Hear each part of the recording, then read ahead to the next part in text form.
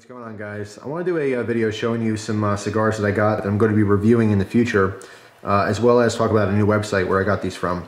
And I think it's fantastic. But I've been getting a lot of requests lately, in the last, I say lately, but in the last probably 5 or 6 months, on cigar reviews specifically. There's more interest in cigar reviews than there is in pipe tobacco reviews, but I still have an interest in both hobbies. And although I do, smoke still, it's rare, I consider. It's really not that often, so I don't know exactly a time frame as to when to expect these reviews. But I want to go over these cigars specifically, talk about each one briefly, to give you an idea of what to look forward to if you happen to enjoy those videos. But more so to get the word out on this website, which I thought was amazing. It's a website I never heard of before. It's chewtobacco.com. I found it just by, using a Google search. And I looked at a bunch of different companies because although there's probably 2 or 3 that I already use and have liked before, and there's nothing wrong with them, obviously you want to, price shop. You don't want to, pay more than you have to. But in addition to that, I found the website to be extremely useful. And specifically, when you go to the website, and I'll put a link in the description box if you want to check it out, but on the left-hand column, there's a drop-down menu with a bunch of subcategories, so you can easily narrow down your search as to what you're looking for. This is great not only for beginner cigar smokers who know nothing about it, they can narrow down to what they want, but it's just as helpful for, maybe seasoned, seasonal. I guess I'm a seasonal smoker. I don't smoke that often. But what I meant to say is seasoned smoker. So if you have narrowed down exactly what you like in a cigar, maybe there's even a specific type of tobacco you like, maybe you prefer Nicaraguan, or maybe you're a Dominican guy, maybe there's a certain wrapper that is your thing, you can really narrow down your search. It starts off with the price, which I think is great. It's really simple, and I wish all companies did this, whether it's knives, gun accessories, Zippos, whatever. Give me some options to narrow down my search so I don't spend as much time looking on the website. I want to get there, find what I'm interested in, and that's it. With the price bar, you can narrow down your search within your price range. If you got, let's say, $75 to spend, why even bother looking at, a box of cigars that's 400 bucks? Just cut that way out, just narrow down your search. Besides price, it goes all the way down to flavor. They're not going to obviously give flavor profiles for natural cigars. Like, none of these are flavored cigars. They will have flavors in them, but it's very subjective. So when I say flavor, it would be an infused cigar, like if a company specifically spraying chemicals on it, or natural flavorings to make it taste specific, like the Drew Estate Java. I think there's a Java, then there's a Java Mint. Those flavors aren't coming naturally from the tobacco; those are actually added to the cigar, sweeteners and stuff like that. So you can, if you're looking for that, if you're looking for flavored cigars or infused cigars, you can pick your exact flavor too.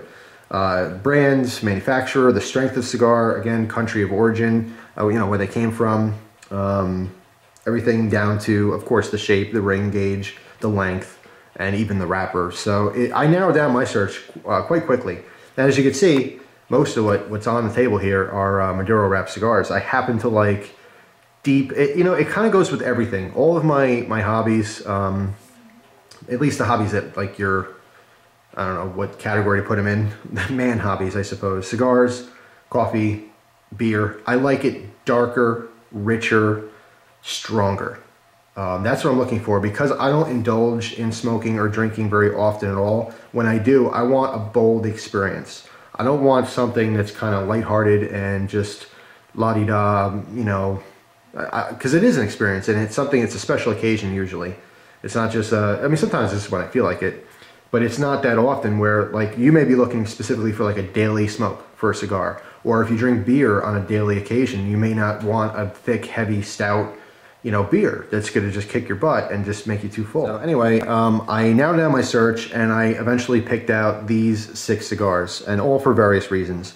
The first 4 here are much more extravagant, more expensive, more really, really high-end, sought-after cigars. They're pretty much accepted among the entire cigar community to be great cigars, okay? The 2 on the end, much more affordable. They're going to be subjective to personal taste and opinion. But I also want to try some of the cheaper stuff, because I know a lot of you guys out there, you may be looking for a cigar you can have more often or more frequently, and you don't want it to break the bank. So I'm just going to briefly go over each cigar here and give you just an idea of some of the information about it. So you can look forward to the reviews, and or if you find out something that, like, for example, if it's too expensive for you, you're not even going to bother watching the review. So, I mean, they're not that expensive. In retrospect, it's an experience. When I smoke a cigar, I'm having an experience. The most expensive cigar on the table is, I believe, the Padron 1926. And this cigar is about $20. But, think about that, 20 bucks. We spend 20 bucks on all kinds of stuff all the time, so it shouldn't be a big deal. But, if you're going to be smoking a cigar every day, or even weekly, that sure does add up. So that is definitely out of a lot of people's reach. But, for me, it's an experience. Every now and then, it is rare. So, anyway, we'll go in order here, starting with this beast of a beast of a cigar. By the way, if I didn't already mention, two knives here just for size reference. The CRKT Minimalist and the Rat 1 folder. But anyway, this first one is a Padron Magnum. This is a 9x50 stick with a Maduro wrapper. It's a beast of a cigar. I've never seen a 9-inch long cigar, let alone ever attempt to smoke one. This may very well kick my butt. Well, I can pretty much guarantee that. It may not be a one-session smoke. I may have to stop halfway through or something and then just come back to it later. But we'll see. That'll be an interesting video, or video series. The thing is massive. I mean, the biggest cigar I've seen before this one was like a 7-inch Churchill, just a standard, larger cigar. But yeah, 9 inches, and that's a big beast. I've some of the reviews on this. People are getting anywhere from 2 hours and 15 minutes to 3 hours smoke on this stick. So that's incredibly long. And this one is a medium-bodied cigar. It's supposed to be. It's not supposed to be, even though it's physically large, it's not supposed to be as strong as some of the other ones. But this next one here is a Rocky Patel Decade. This is supposed to be a full powered cigar, full body. And this is the Decade in Torpedo. Okay, that's the design shape. It's also, both of these happen to be a box press. Actually, the first 4 are box pressed. All right, so instead of a round shape like the Gurkha, it's box shaped. I do like the torpedoes. If I have a choice in the cigar, I will go with a torpedo style. I just like it. As far as like some different, like for example this one, instead of cutting using a guillotine style cutter, I'll use the punch on this one. And I do like the punches a lot, but to use the guillotine cutters and just a nip off on a torpedo, you can actually just get that. It's a different mouthfeel when it's in your mouth, as opposed to having the large end. You could have it more narrow, and you have a little bit more control as to how much smoke output is actually getting in your mouth by making the hole or the cut on the end bigger or smaller. So I just like it. It's just a personal preference. It really does nothing for some people and does everything for others. But yeah, the Rocky Patel Decade, I've had one of these before. That's why I picked it again. And that goes against my rule of smoking the same thing twice, but I want to do a review on this one. This is about a $9 cigar, and it's a 6.5 by 52 ring gauge. Next one here, I've never had, and this is a Padron 1964 anniversary. By the way, all the Padrones are actually serialized on the band, and I believe there's a second band underneath, if I'm not mistaken. We'll figure that out in the review. But this is about a $16 cigar, 15 and change, depending on where you're getting it. This is a 6 by 52, also box pressed, also a full-bodied smoke. Supposed to be very transitional. That's what I'm looking for in a cigar, is a lot of different flavor changes, not one-dimensional. I want something that's deep and interesting and constantly changing. So it is kind of an experience. That's what I'm looking for. Next one here is another Padron. This is the 1926 number 9 anniversary. There's a few different in the series. This is the most expensive stick on, like I said before. It's about a $20 cigar. $20, I mean, if you're smoking it rarely, 20 bucks is not much to spend. I mean, most of us spend 50 or 60 bucks on a knife, and we do that a couple times a month, if not more. But anyway, just seems like a really interesting stick. Also in Maduro. This is a 5.5 by 56. And then I wanted to try something that was more affordable. I know I want to try a Gurkha, and there's a bunch of different Gurkhas, and I was actually going to get the Assassin, but last second I chose to get a Ninja, and I got it in the knife size. There's a, you know, this specific Ninja model is called the Knife. It's a 5x55. And obviously this one's not box press, it's just a round cigar. But it's a Ninja Knife. How can I not try that? So I figured it'd be my first experience with Gurkha cigars. About $5 to $6 depending on where you're getting it. So it's definitely on the more affordable side. Now what's really interesting are these. I've heard good things about these, but I've never tried them yet. This is the Rosa Cuba, and this specific one is the Angel. It's the smallest of the bunch. They have bigger ones as well. Extremely, extremely affordable. From what I understand, these smoke just like, you know, large, good quality cigars, but obviously at a cheap price. This is a bundle cigar. You get a pack of 20 of these for $19.99. All right, so they're $1 cigar. But what's different with this is that it's not like most of your cigarillos and your tiny cigarette-sized cigars. Most of those don't even have real cigar wrappers on them. A lot of times, if you take one of those apart, you'll see that it's brown paper. And even if you do have a real wrapper, your binder might be paper or something. A lot of times, the companies like, you know, Philly Blunts and all those gas station cigars you'll see. You know, if you're walking to a gas station, you'll see all the, like I said, blunts and names are escaping me right now. I remember seeing all these when I was a younger, when I was a teenager and stuff. Like White Owls, all those, Tipperellos, all those things you'll find in a gas station. They're not really even cigars. They're processed tobacco. It's chopped up tobacco. And places like Philip Morris, you know, the people who own Marlboro, they're making these cigars. They're not really cigars. They're cigar-shaped cigarettes to me. This is not. This is actually for $1 a piece.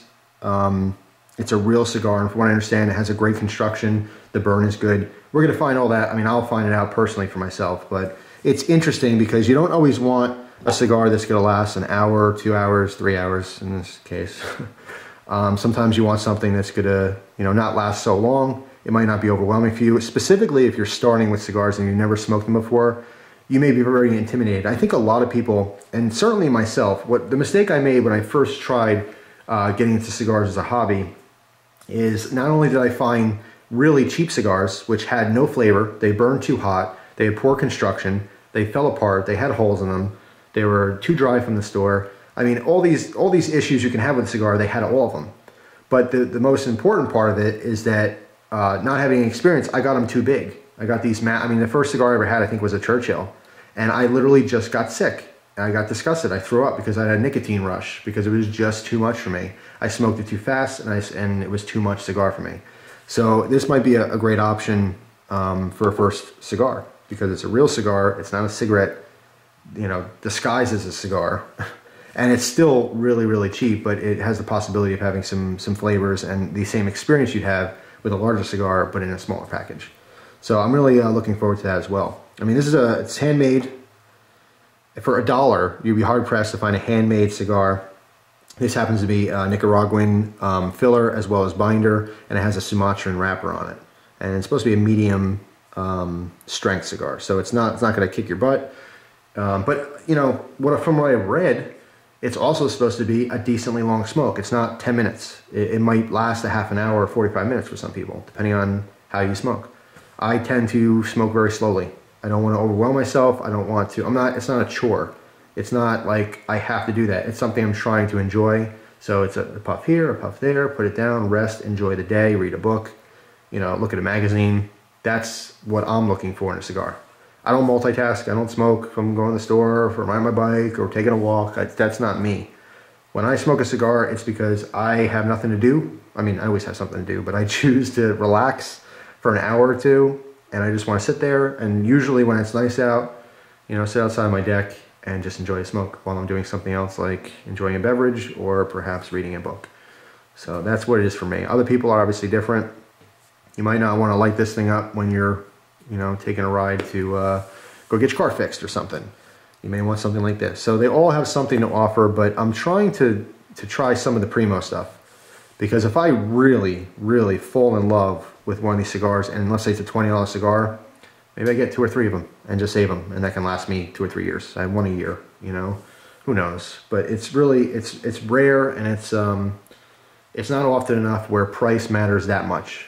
There could be, I'm not aware, I think a $15 cigar is a very expensive cigar for most people. That's a standard where like 15 bucks, that's expensive. Most people want to, you know, if you're smoking regularly, you want to be in probably like the $4 to $8 range, depending on how extravagant you want to be with your hobby.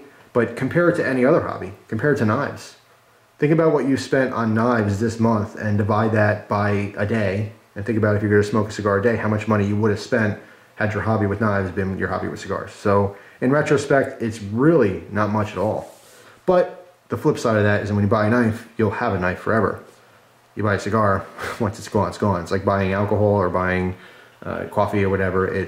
You're consuming it and there's nothing to show for it when you're done except for the experience and memory. But hopefully you enjoy it.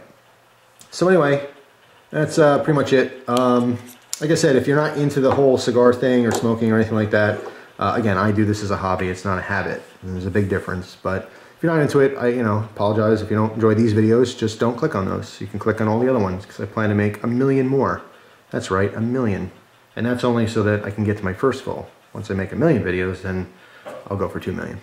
And then we'll go from there. Don't want to get ahead of myself. But anyway, yeah, I just want to share this with you guys. You check out the website, it's chewtobacco.com. If I'm not lazy, I'll put a link in the description box for you. You know, even if you're just interested or tinkering around with the idea, it's great. It's a great reference website as well. If you go there to use the, you know, the drop-down menu with the subcategories to figure out what, like let's say you've had one cigar before and you really liked it, or perhaps you really didn't like it. You want to look into it more and get more information as to what it is, where it came from, and perhaps why you didn't like it.